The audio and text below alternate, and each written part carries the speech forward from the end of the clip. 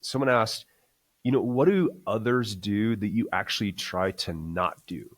So mistakes that you're seeing other athletes do that you try not to mimic. For the most part, most of the top racers now have come from this longer distance background and are coming down in distance to the sprint and mixed relay.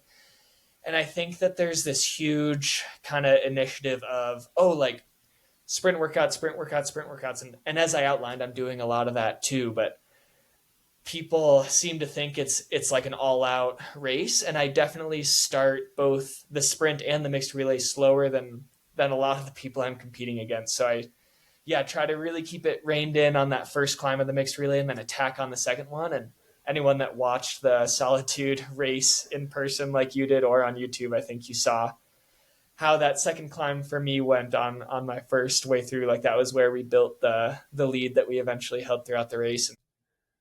You're listening to Endurance Unlimited, a TrainingPeaks podcast for athletes and coaches, no matter what you're training for. Dial in those workouts with deep insights and cutting-edge science from the most prominent voices in the endurance and hybrid sports world. Today, we're joined by Cam Smith, a professional trail runner and ski mountaineering athlete who's just qualified for the Olympics in Milano Cortina. From steep alpine climbs to elite endurance racing, Cam is redefining what it means to compete in the mountains. We're excited to dig into his journey, training, and what it takes to reach the Olympic level. Cam Smith, thanks so much for joining me today. We got a lot to dig into, but I got to definitely respect your time as you prepare for this big old race coming up called the Olympics in Italy. So thanks so much for joining me today. Yeah, thanks, Dirk. It was super fun to see you at the races a couple weeks ago now, and excited to recap it a bit and talk some training. Definitely. I think we need to get a lot of listeners up to speed in terms of a lot of different aspects of this conversation. We're referring to a World Cup that just happened in Utah, Solitude, Utah, a couple weeks ago. It was a Skimo, ski mountaineering. Some call it randonnée, alpine touring. It depends on what country you're in, but in this country we call it Skimo, and you're on USA Skimo. Is that the official federation name? It is, yeah, USA Skimo. Yeah, and there was a World Cup a couple weeks ago in Utah. Tell us why it was a big deal for Team USA. Yeah, so going into the race, this was the first race of the current World Cup season of the 25-26 winter, and it was also the final race of the 2026 Olympic qualification process. So qualifying for the Olympics entailed all of the World Cups of the previous season and then this first one of the current season. So when last season ended in April of 25, the US was sitting one spot out of qualifying for the Olympics for earning a quota spot as a nation. And we basically, had a do or die showdown set up for this one remaining World Cup. So the narrative that was out there was essentially down to USA and Canada because we were the last two teams on the bubble, and then also fighting for that North American quota spot. There has to be a team from each continent that has established Skimo federations. But anyway, we were just focused on performing our best, and it was essentially like we would race well at this World Cup in Utah and make the Olympics, or we wouldn't. And I keep saying we because we were aiming to earn that quota spot as a nation, because that's how you qualify for the Olympics. And then the federation has this internal process for figuring out how to earn the spot. But as a team, we were all just focused on earning this quota spot. And so that led us to this World Cup in Solitude, Utah, the first weekend of December.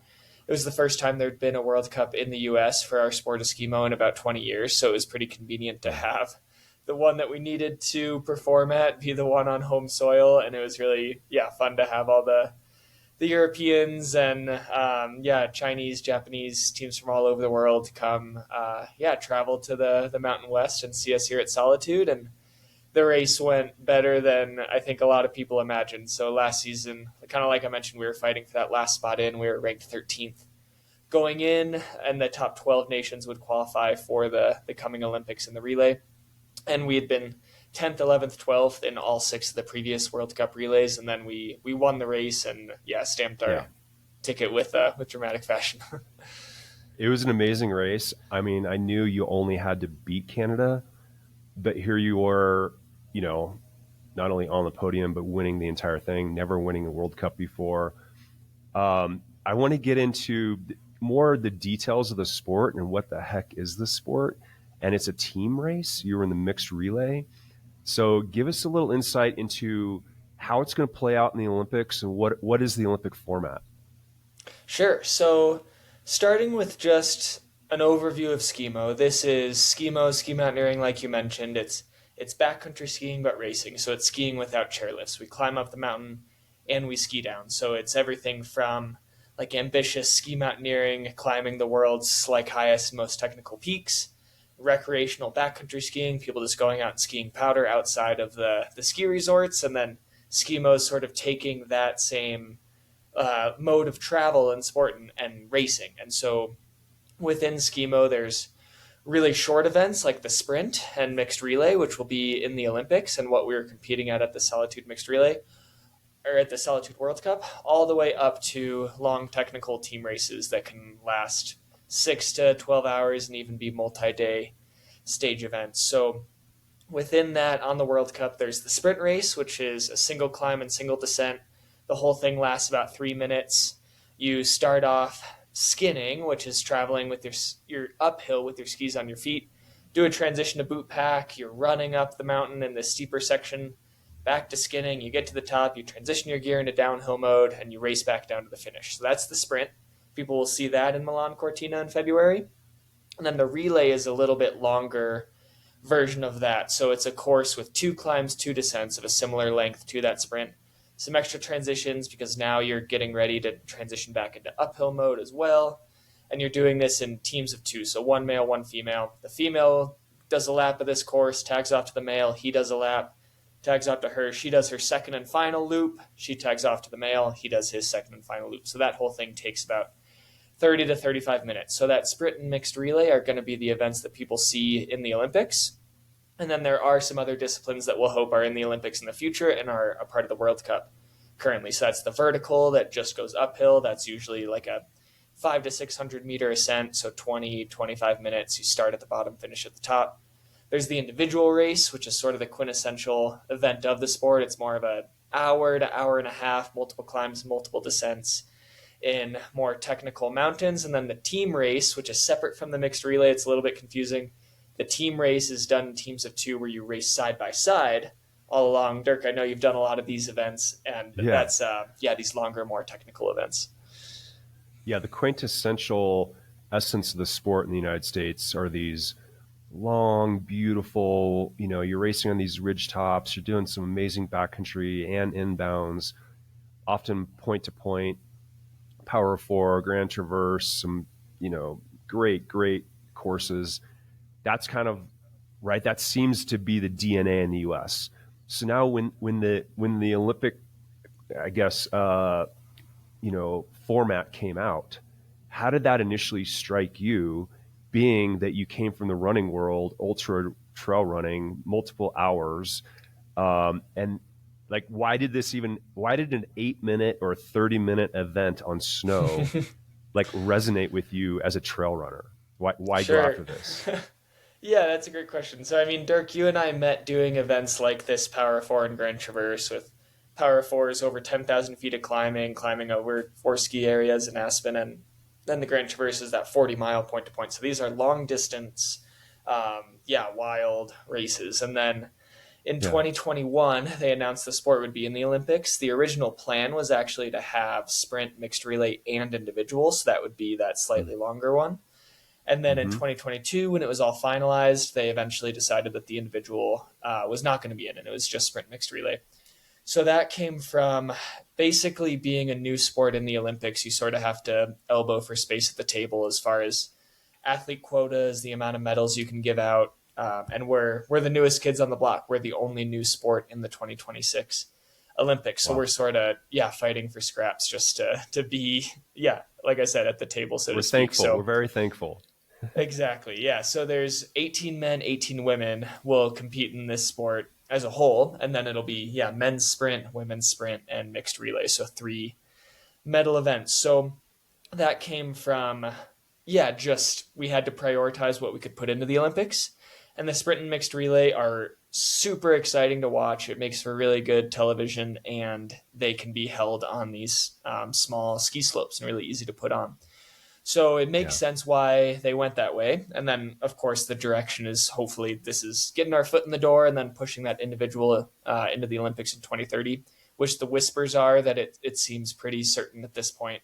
As long as people like what they see in 2026 at the coming And that'll be in Milano France, Cortina right? Games. It will be, 30 is in France, and then 34 is obviously, coming back to the US with Salt Lake. So as long as it's well received in February, we feel pretty good about our future direction. But you asked about how I felt about those disciplines.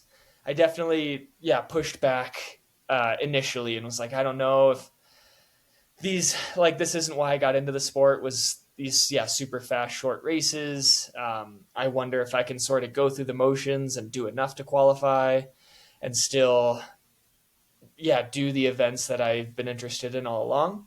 And I realized quickly that people were specializing in these events to such an extent that the game was changing. And if you wanted to be a part of this movement, you had to compete at a high level. And this all coincided with I tore my ACL meniscus in 2023 and then had a nasty shoulder injury in 2024.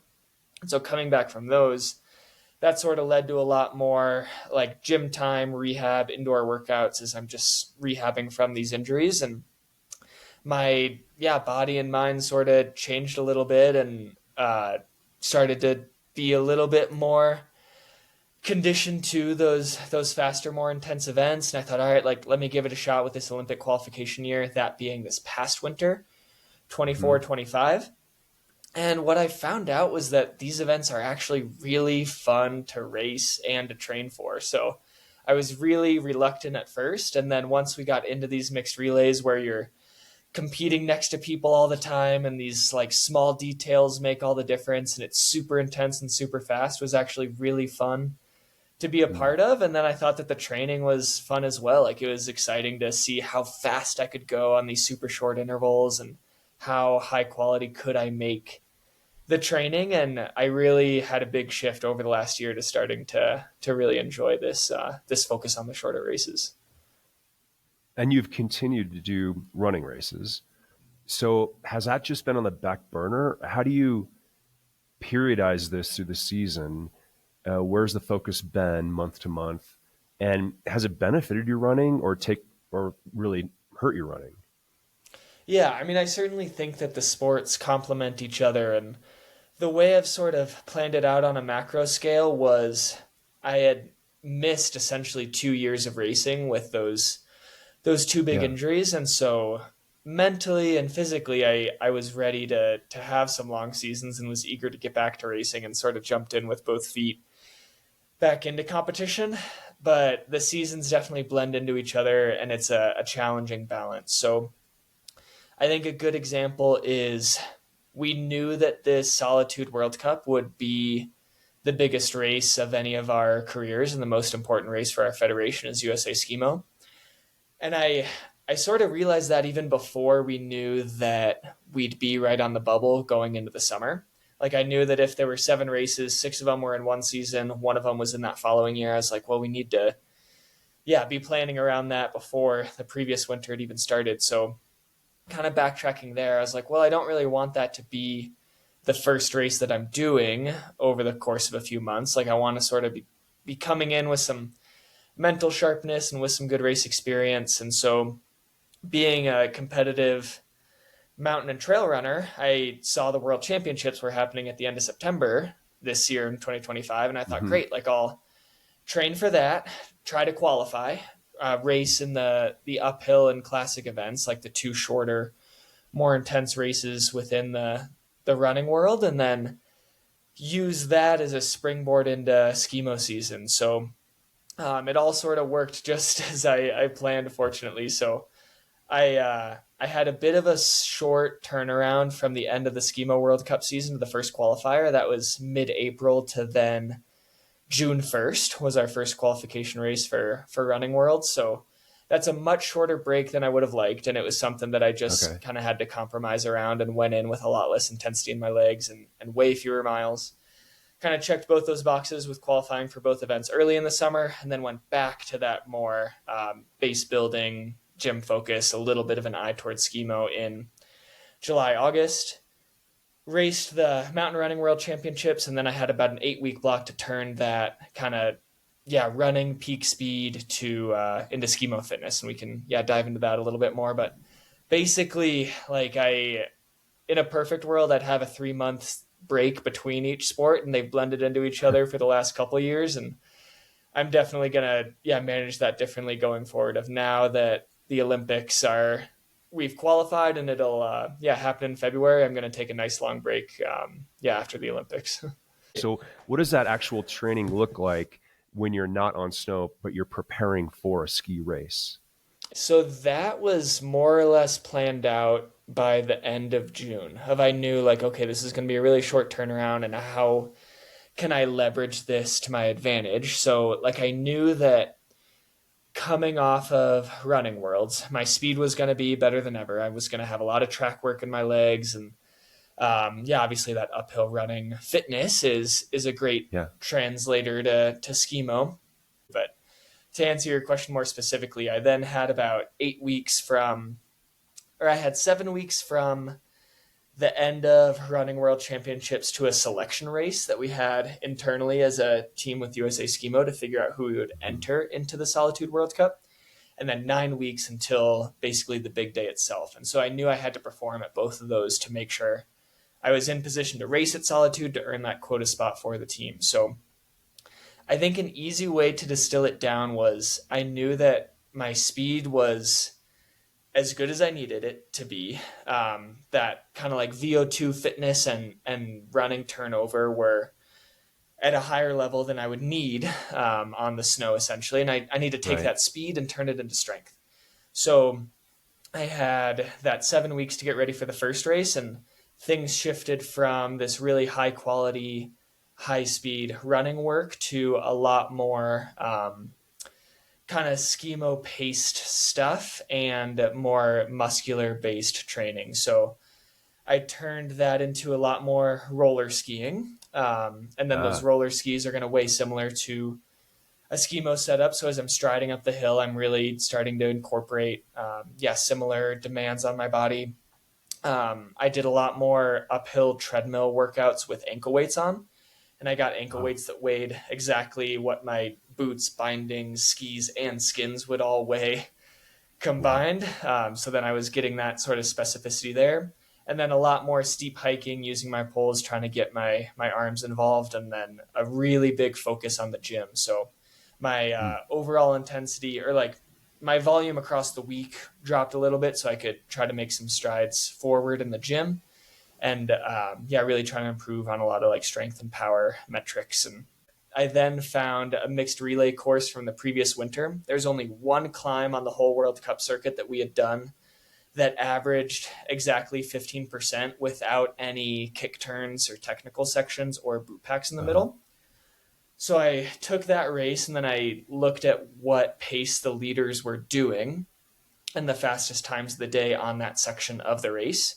And then I would put my ankle weights on that weighed exactly the same as the Skimo setup, put the treadmill to that same exact grade, and do intervals at that pace, more or less. So I knew I was at a little bit higher altitude than that race had happened, but I was doing the same turnover work that the fastest World Cup racers would do on that same slope and grade, and with a similar demand with the ankle weights. So I was doing these repeated intervals, sort of an every minute on the minute kind of thing, with the ankle weights with poles on this grassy hill right outside the gym. So I could do the warm-ups on that treadmill, accumulate a little bit of work at that exact intensity. And then I was taking 7-minute breaks between everything, which is about the amount of time that you have to rest while your teammate's racing in the mixed relay. I'd go outside and then switch to intervals on this grassy hill. Wow. And so those were sort of like my fundamental workouts for a lot of this build. And then once I could ski, once I was getting on snow at the end of October, then I was training only at A Basin, where again, I saw you, and this is, as a lot of people know, a much higher altitude than pretty much anywhere else. And I was then worried about that compromising the amount of speed work that I'd be able to do. So then when I was back doing the more higher quality workouts on foot, I then took away the ankle weights because the skiing was going to be slow enough and strength based enough that then I took off the ankle weights. My workouts increased the speeds on the treadmill, increased the speeds with the sprints, and then was sort of polarizing it a little bit in that way. So as much specificity as I could do with this theme of taking the speed from mountain running worlds and turning it into strength for Skimo. That is fascinating. I love the detail and how you're trying to replicate the race in training, and you're looking back at a World Cup and analyzing what they did and bring that into your training. That's an intense workout, obviously. Is that once or twice or three times a week? Like, what does that recovery look like? How are you formatting your week to have that recovery in there, as well as how often can you do that anaerobic work? Yeah, that's a good question. That was more of a twice a week sort of intensity. So Okay. I would either do that same workout twice, or I would do it once, have a second day where I was just doing a handful of sprints, like maybe 6 of them instead of 30 before or after the gym workouts. And then being on snow at A Basin for the second part of the week would do more of a traditional VO2 workout where I'm getting more of 8 to 15 minutes of super high intensity work on the skis, but yeah, really long rests and really short workouts with being at that higher altitude. And then pretty much everything else was super low intensity. So I would just set my watch to beep at me if it got above 140. And yeah, that was basically the rest of my week, was just kind of recovering from these two super hard workouts. And I was running. Your recovery days were running or cycling or. I mean, as you've alluded to, and as you know, like I train in a lot of different modalities. I try not to have more than two or three really going at a time, so that I can try to stay quality and familiar with whatever I'm doing. So I did cut out the bike for the most part once I started skiing, and was either running at home or skiing really easy at A Basin, and getting passed by people on the skin track for really the Yeah. first time ever. So that was new to me, but yeah, I was just really, really, really trying to rein it in on my easy days, and got passed a lot more than normal. Well, I don't know. I think about the progression of really good marathoners and or even cyclists. Like a lot of top great cyclists have started on the velodrome, on the track, doing short stuff, or runners. They get insane 5K, 10K times. They go from collegiate track careers, and then they become a great marathoner. And this might be like a great opportunity for you to kind of step back, get that speed, and then where might you take this speed from now? What does the future look like in terms of, are you going to manage both? Do you want to do more things in running that were different from the past? Yeah, that's a good question too. So I think it was a little bit the combination of the injuries and the focus on the Olympic disciplines was, in a lot of ways, I think the wake up call I needed in my training Uh, and build and career as an athlete. Of I had really prioritized how much volume can I do, and just a lot of it was, how much could I handle, like how much could I give my body. And I had certainly had some success, but I think that it was a really kind of self fulfilling prophecy in that way. Of I was really like biasing towards this one concept of years and years of like just how much can I do. And with needing to change with the injuries, and that obviously taking the focus away from training for the better part of 2 years, and then with switching focus to these shorter events, it really has forced me to be a lot more intentional with the training that I'm doing, and pay a lot more attention, and use software like TrainingPeaks to be tracking things, seeing where the trends are, and just paying more attention to a lot of the details in that way. So I've really appreciated this change, and I think that long term it's going to lead to a lot of good for me, because I think those doors are still open, like you said, of shifting back towards other events. And as much fun as I've had with focusing on the sprint and mixed relay, this has really been for the build towards the Olympics, and I'm looking forward to changing again. So I really like that sort of um, continuing to throw different challenges at my body. Of this is a season where I'm really focused on longer stuff and endurance, and then a small break, and then a season where I'm focused on much higher quality stuff. And I really like kind of going back and forth with that now. So as soon as the Olympics are over, I'm then gonna do a few of those longer team races that I've really been missing over the last couple of years that just didn't fit into the Olympic program. I won't necessarily have super dialed in training for those, but it'll be kind of icing on the cake post Olympics. So I'll do hopefully the Transcavallo in Europe, the Pieramento with my friend David Sinclair, and then I'm hoping to do the Grand Traverse as well. But I think I'm going to tell my mind that it's off season, and then my body will just be doing these longer races, just for Yeah. fun and to get the experience. And I found it was really fun to be able to race more frequently, kind of see how fast I can go instead of just sort of who blows up or who holds on the longest. And so I had a lot of fun with that switch too, but it's still a little bit undetermined of, it's harder to sort of carve out a niche in a career as a runner without doing ultras or at least 50Ks. Yeah, very cool. You know, I looked at the calendar of when the mixed relay is. I think that's Saturday the 21st. Is that right? Yes. February?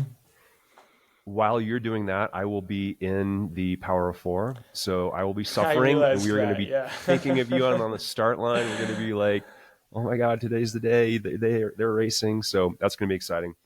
Yeah, I believe we'll be racing for the 30 minutes before Power of Four starts. Oh, so I'm not sure what that's going to look like in You're going to snowmass. psych us up, man. We're going to get all psyched. I think we're going to be racing from 5:30 to 6 Mountain Time, or 6:30, 6:02 ish. So yeah, you guys will probably see the bulk of our race from that indoor space at the start of the Power of Four. We start at 6 a.m.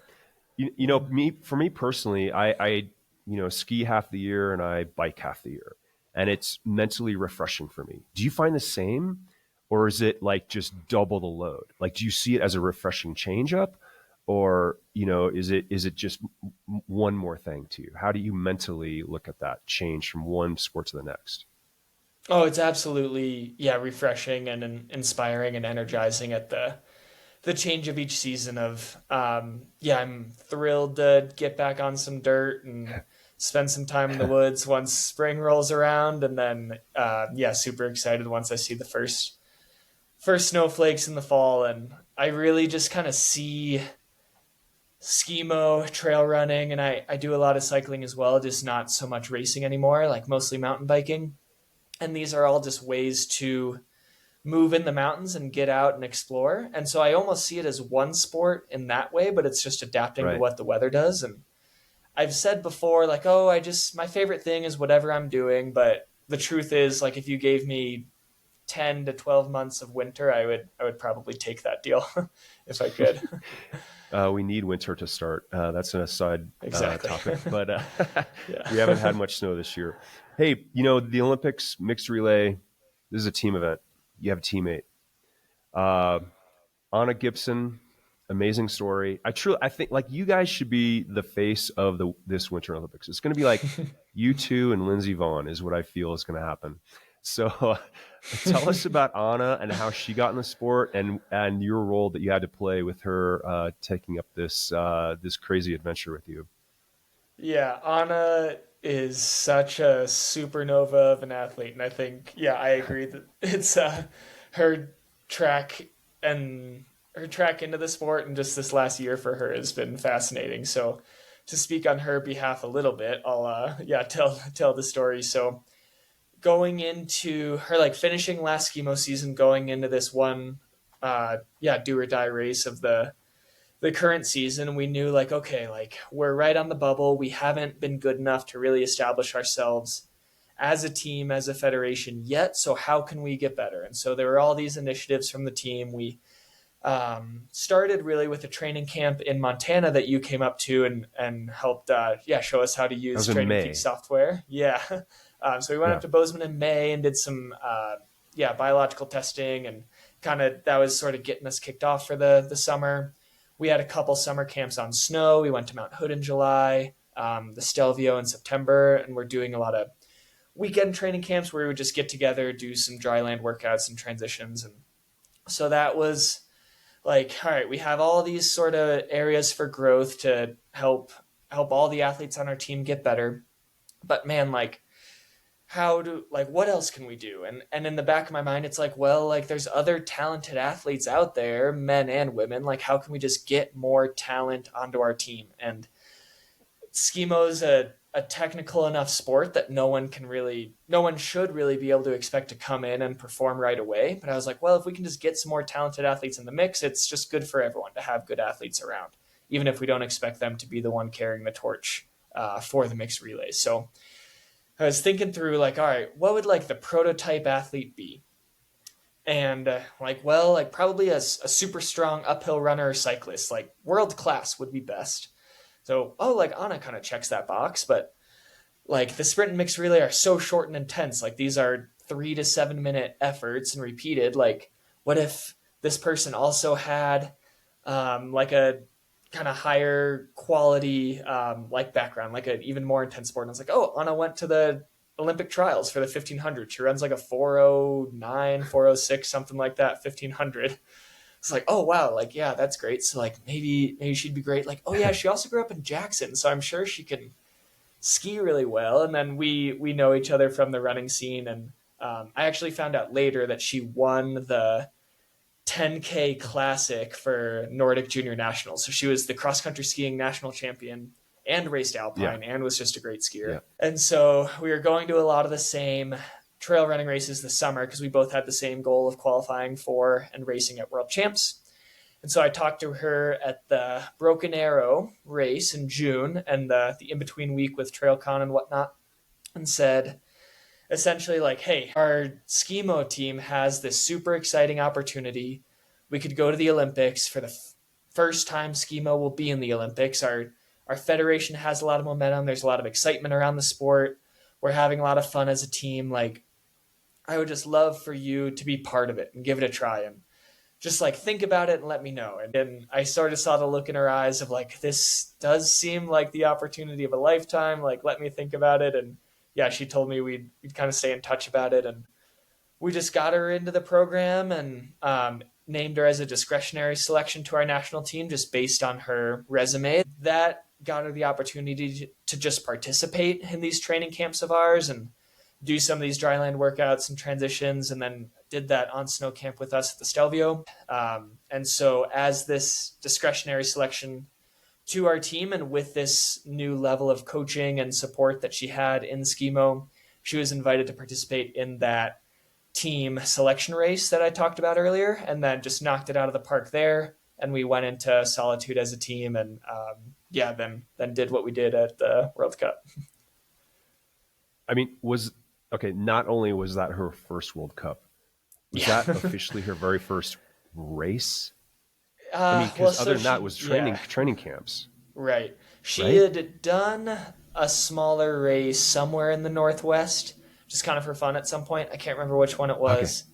And then, the selection camp gave her a little bit of experience, but for all intents and purposes, this was her first race. But that's like saying I've gone bowling and I'm going to go to the World Championships for bowling or something. Like, no, exactly. It doesn't really work like that. It still makes no sense. Here she is. I mean, she basically takes up a new sport in June and goes to the Olympics in February. Just awesome story. Awesome.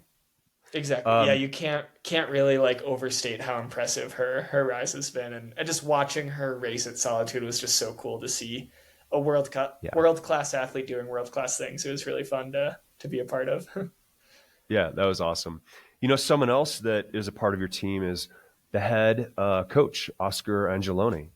So he's Italian. He has 20 plus years of coaching international World Cup level ski mountaineering events. What has he brought to you and the team? Yeah, I love that question too. So I had known Oscar over my years of racing international Skimo as like, oh, he's the head coach of the Swiss team and head coach of the Chinese team. And then before I was even around, he was head coach of the Italian team. So 3 strong powerhouse and historic teams of the Skimo world. And I'd always seen him around the meetings and just kind of knew he was this high profile coach. And I eventually started to hear the rumors that he was going to join the US team. And I was like, wow, this is going to change everything. Like, we have like one of the top dog coaches. And what my expectation was before I knew him any better was like, oh man, he's going to be like a drill sergeant with the technical details. Like, this is really going to like change our attitudes. And kind of like that was going to be the challenge, was like the amount of kind of on snow hard feedback that he was going to give us. For some reason, that was sort of the expectation in my mind. And then he shows up and we start to get to know each other better, and we do our first training camps in the fall of last year. And I realized that the thing that makes Oscar, in my opinion, the best coach in the world for this is not being that on snow drill sergeant. It's just that he keeps the team so relaxed and keeps such a fun energy around the team and just keeps everyone excited to be there and manages all of our different personalities. And he's just like an amazing manager of people and just a really, really good leader of our team, and like sets such a great attitude for us. So I think that's what really surprised me with having him join our team, and I think that's shown with our team attitude over the last couple of years. Well, he said you bring serenity to the team. I think we feed off each other a little bit of whenever one of us starts to get stressed. It's like, well, that Oscar Cam's being calm, so I got to mirror that. So we hold each other accountable a little bit. You know, we had a listener question I put out there on Instagram, and someone asked, you know, what do others do that you actually try to not do? So mistakes that you're seeing other athletes do that you try not to mimic. Sure. Yeah. Oh man, that's a tricky one. I think I pace the mixed relay event in particular differently than a lot of folks have. I think because so many Skimo racers come from a longer distance background and are coming down to the sprint and mixed relay, at least so far, now we're starting to have youth that are coming up as sprint and mixed relay racers. So that paradigm is shifting a little bit. But for the most part, most of the top racers now have come from this longer distance background and are coming down in distance to the sprint and mixed relay. And I think that there's this huge kind of initiative of, like sprint workouts, sprint workouts, sprint workouts. And as I outlined, I'm doing a lot of that too. But people seem to think it's like an all-out race. And I definitely start both the sprint and the mixed relay slower than a lot of the people I'm competing against. So I try to really keep it reined in on that first climb of the mixed relay and then attack on the second one. And anyone that watched the Solitude race in person like you did or on YouTube, I think you saw how that second climb for me went on my first way through. Like that was where we built the lead that we eventually held throughout the race. And similar with the sprint of I lose a lot of time from the start to the diamonds. And I think part of that is just my physiology as an athlete. Like I don't have that top end gear that a lot of the top racers do. But a lot of times I'm 10 seconds behind the best racers in the world, 50 seconds into the race, and then I get to the finish line 8 seconds behind them. I'm actually doing the bulk of the course faster than a lot of the top racers. Right. And then I'm not winning sprints at the World Cup level, but I do think that I'm starting slower in both disciplines than a lot of the other top athletes are. And I think that's helping me get more out of myself. And so, that's something that I see other people do that I'm trying to do a little bit differently. Well, I mean, we've talked a lot about uphill and endurance and sprint, but you have this downhill thing as well. I mean, you're racing gates, you have jumps, you have like almost like ski cross, like, you know, these like bumps that you kind of go through.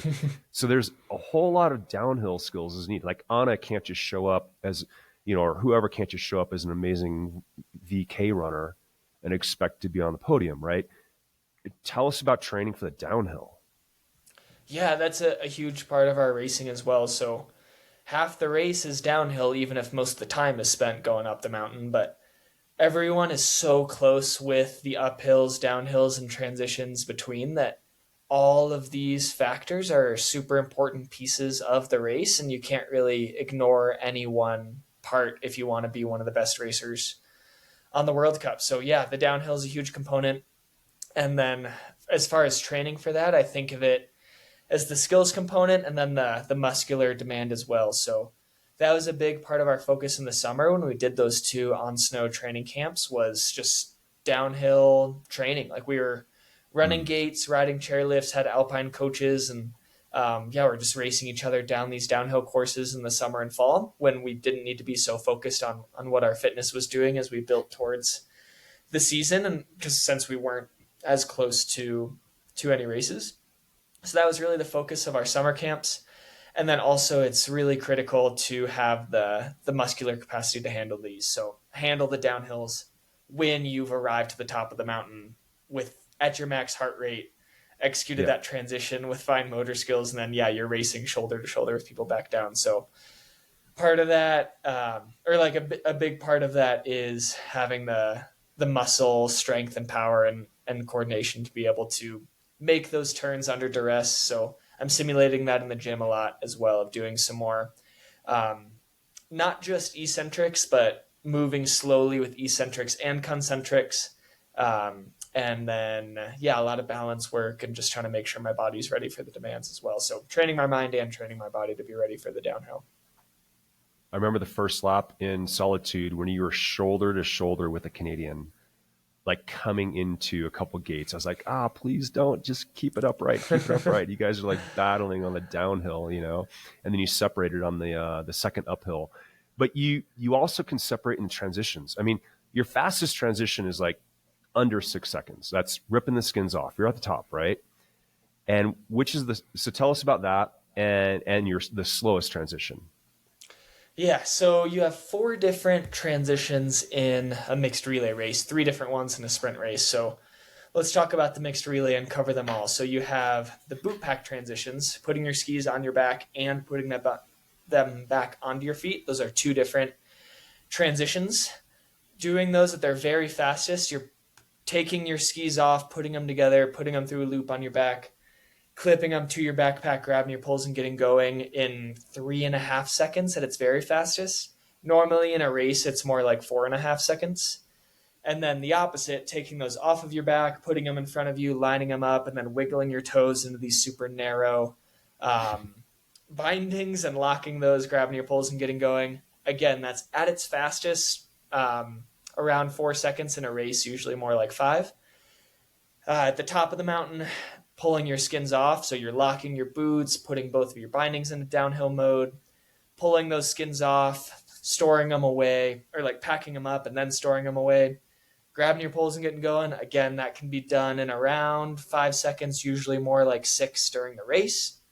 And then the slowest transition is then going from downhill mode back into uphill mode or putting your skins on. So you have to stop at the bottom, unlock your boots, take your skis off, flip your bindings back into uphill mode, take your skins out of storage, put them onto your ski, line them up all nice, flatten them onto your base, put them back down, do that with the other ski, get those toes back in and get going. And that takes, at its very fastest, people can do it in about 10 seconds. In a race, it's more like 12 to 15. So these are really small margins, and it's super refined, and there's been a lot of innovation in all these techniques over the years. And like you saw in the race, it makes a huge difference. Absolutely. So what's the focus between now and the Olympics? What's that travel schedule look like? Race schedule? What are you focused on?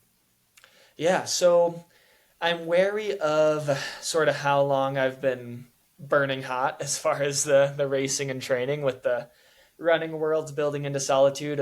I think that was definitely a good way to get to my best fitness for Solitude, but not necessarily to hold that all the way to the Olympics in February. So I'm taking a little bit of a break from that higher intensity training and just getting some volume in and getting back in the gym a little bit more, because as we got closer to those peak races, I cut the gym work a bit. So I'm trying to get some of that strength back while I have some time to be home and without any pressure as far as races. That'll take me through the end of December, and then I'll start to ramp back up for a few World Cups in January. We'll have 3 back-to-back World Cups. Those will be in France, Andorra, and then Spain consecutively. So I'll race all those as I'm building back towards peak fitness. So I won't be at peak shape again in January, but I'll be on that build again back towards the Olympics. I'll race that one mixed relay with Anna, so we're looking forward to that, because that'll be a week before opening ceremonies and give ourselves one more chance to race together and see where we stack up over in Europe, and probably with everyone else racing at close to full strength heading into the games. That race will happen end of January.